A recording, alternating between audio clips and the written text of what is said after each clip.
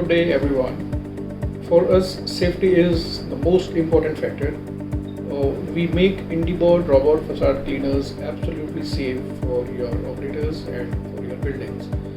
So today I am going to demonstrate you a very important and very vital aspect of what happens in case the main steel rope breaks.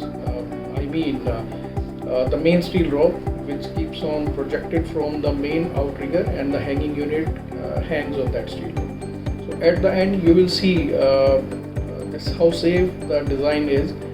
It never lets the hanging unit to fall down on the ground, and there is no chance for any type of damage on your buildings.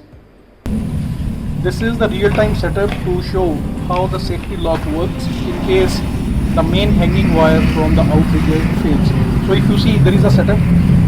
Consider this yellow rope to be your main wire, which is used to hang the cleaning unit with the outrigger, and this is the secondary wire which keeps on passing through this safety lock, so which will prevent the hanging unit to fall down in case the main wire breaks.